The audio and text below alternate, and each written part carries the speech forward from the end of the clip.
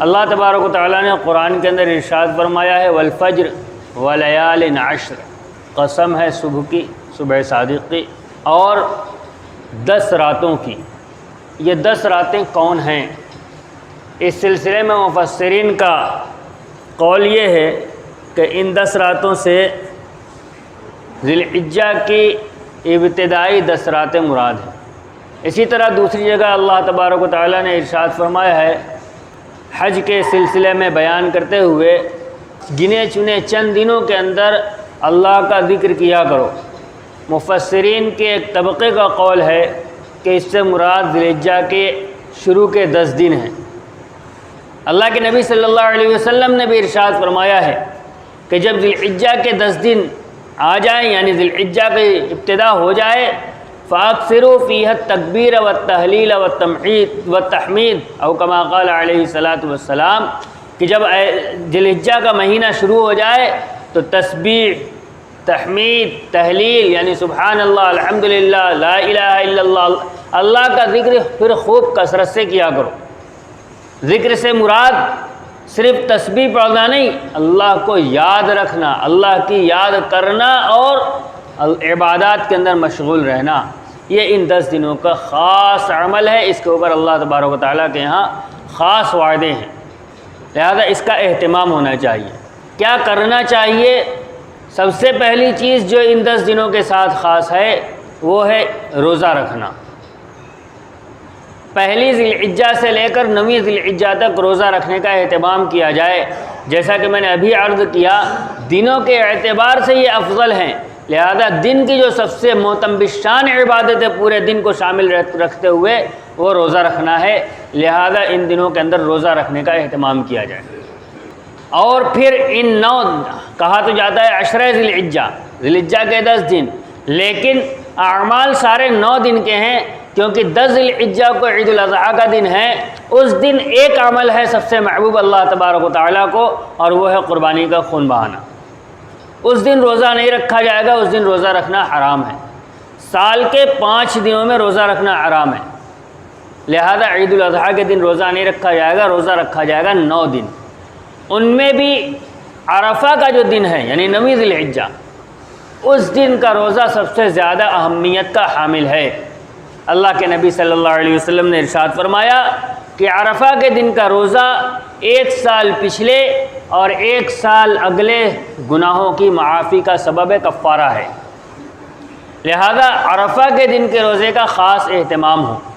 لوگوں کے ذہن کے اندر ایک بات چلتی ہے، چونکہ عاشورہ کے روزے کے اندر اس بات کی قید ہے کہ یا تو 1 دن پہلے روزہ رکھا جائے یا 1 دن بعد روزہ رکھا جائے، لہذا ہر نفلی روزے کے ساتھ لوگوں کے ذہن کے اندر یہ بات چلتی ہے کہ اس کے ساتھ 1 روزہ اور ملانا پڑے گا۔ وہ صرف عاشورہ کے روزے کے ساتھ ہے، ورنہ عام طور پر جو روزے فضیلت والے ہیں ان کے ساتھ کسی اور دن کا ملانا ضروری نہیں ہے۔ ہاں 9 دن مکمل روزہ رکھنے کے فضائل اپنی جگہ پر ہیں، 9 نہیں رکھ سکتے کچھ کم رکھ لیں، ایسا بھی نہیں ہے کہ 9 نہیں رکھ سکتے پھر کوئی نہیں رکھیں گے۔ جتنی طاقت اللہ نے دی ہے اتنا روزہ رکھا جائے اور 9 تاریخ کا خاص اہتمام کیا جائے۔ ایک سوال بار بار لوگوں کی طرف سے آتا ہے کہ عرفہ کے دن روزہ رکھنا ایک مستحب عمل ہے، اس کے اوپر فضائل ہیں، کیونکہ اس دن حاجی عرفات میں قیام کرتے ہیں، اور دنیا کے حالات کے اعتبار سے جس دن عرفہ ہوتا ہے یعنی عرفات میں حاجی قیام کرتے ہیں، اس دن ہمارے یہاں 8ویں ذی الحجہ ہوتی ہے عموماً، تو اب عرفہ کا روزہ 8 تاریخ کو رکھا جائے کہ 9 تاریخ کو رکھا جائے؟ حاجیوں سے موافقت کی وجہ سے یہ بات ذہن میں رکھنی چاہیے کہ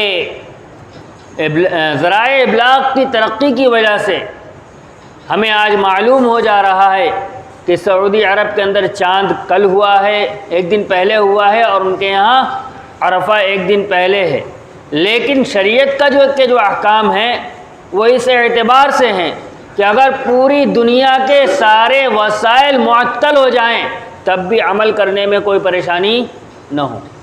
اگر آج یہ وسائل معطل ہو جائیں تو پھر ہمیں معلوم نہیں ہو سکے گا کہ وہاں چاند کب ہوا ہے، لہذا پھر ہمارے لیے مسئلہ ہو جائے گا۔ اصل ہے 9 تاریخ کو روزہ رکھنا، نہ کہ وہاں کے لوگوں سے اس کی موافقت کرانا۔ جب ہمارے یہاں 9 تاریخ ہوگی اس دن ہم روزہ رکھیں گے، کیونکہ باقی تمام چیزیں عید الفطر ہم اپنے یہاں کے چاند کے حساب سے کرتے ہیں، نہ کہ سعودی عرب کے حساب سے۔ عید الاضحیٰ ہمارے یہاں وہاں کے چاند کے حساب سے نہیں، اپنے چاند کے حساب سے ہوگی۔ آگے عاشورہ اسی کے حساب سے ہوگا، تو صرف ایک چیز کے لیے وہاں کی تاریخ کا لحاظ نہیں رکھا جائے گا، اسی تاریخ کے لحاظ سے روزہ رکھا جائے گا جو ہمارے یہاں ہے۔ اور اللہ تبارک و تعالیٰ سے یہ امید ہے کہ اللہ تبارک و تعالیٰ اسی کو موافق کر دیں گے کہ چونکہ 9 ذی الحجہ کو ہی روزہ رکھنا ہے، عرفہ وہی اسی دن ہے، تو جس دن ہمارے یہاں اسی دن ہم رکھیں گے۔ دوسرے، 9 ذی الحجہ کا روزہ بہتر اور مستحب جو ہے وہ ان لوگوں کے لیے ہے جو عرفات کے میدان میں نہیں ہیں۔ عرفات کے میدان میں جو شخص ہے، یعنی حج کرنے کے لیے گیا ہے، اس کے لیے بہتر یہ ہے کہ وہ اس دن روزہ نہ رکھے، اس لیے کہ نبی علیہ السلام کا یہی عمل رہا ہے۔ عرفہ کے دن کے روزے کے فضائل نبی علیہ السلام نے بیان فرمائے تھے۔ پھر آپ صلی اللہ علیہ وسلم حج کے لیے جب تشریف لے گئے تو اس بات کا علم نہیں ہو پا رہا تھا کہ نبی علیہ السلام آج روزے سے ہیں یا نہیں ہیں۔ تو ایک صحابیہ غالباً انہوں نے کہا میں فیصلہ کرا دیتی ہوں، یا صحابی تھے، میرے ذہن میں اس وقت صحیح بات نہیں ہے، آج میں فیصلہ کرا دیتی ہوں کہ آپ روزے سے ہیں کہ نہیں ہیں۔ آپ صلی اللہ علیہ وسلم کا معمول یہ تھا کہ آپ دودھ کبھی لوٹاتے نہیں تھے، دودھ پیش کیا جاتا تو آپ اس کو قبول فرما لیتے تھے۔ دودھ لے کر ان کے نبی علیہ السلام کے پاس گئیں، آپ اپنی اونٹنی پر تشریف فرماتے، آپ نے دودھ لیا اور وہیں نوش فرمایا، اور یہ بات یقینی ہو گئی کہ نبی علیہ السلام آج روزے سے نہیں ہیں۔ لہذا فقہاء نے یہ مسئلہ لکھا ہے کہ عرفات کے میدان میں چونکہ آدمی پریشانی کے عالم میں ہوتا ہے، وہاں آسائش مہیا نہیں ہوتی، لہذا اس دن بڑی عبادت یہ ہے کہ عرفات کے میدان کے اندر اللہ کے ساتھ لو لگا کر اللہ سے مانگا جائے، خوب دعا کی جائے۔ لہذا اپنے آپ کو فارغ البال رکھنے کے لیے، روزے سے رہے گا تو پیاس میں پریشان رہے گا، بھوک میں پریشان رہے گا، اعمال میں اس کا جی نہیں لگے گا، لہذا اپنے آپ کو حشاش بشاش رکھنے کے لیے، عبادت میں جی لگانے کے لیے عرفات کے میدان میں حاجی کے لیے روزہ رکھنا مستحب نہیں ہے، اس کے لیے بہتر یہ ہے کہ روزہ نہ رکھے۔ لیکن اور لوگوں کے لیے اس دن کے روزے کی اہمیت سال کے دوسرے نفلی روزوں کے مقابلے میں سب سے زیادہ ہے، سب سے زیادہ ہے دوسرے نفلی روزوں کے مقابلے میں، لہذا 9 ذی الحجہ کے روزے کا اہتمام کیا جائے۔ اگلا عمل جو ہے وہ یہ ہے کہ ذی الحجہ کا چاند ہو جانے کے بعد قربانی ہو جانے تک جو آدمی قربانی کا ارادہ رکھتا ہے وہ اپنے بال اور ناخن نہ تراشے۔ اذا دخل من رأى هلال ذي الحجة وأراد أن يضحي فلا يأخذن من شعره وبشره شيئا او كما قال علیہ الصلوۃ والسلام، کہ جس شخص نے ذی الحجہ کا چاند دیکھا اور اس کا ارادہ قربانی کرنے کا ہے تو وہ اپنے بال اور ناخن نہ تراشے۔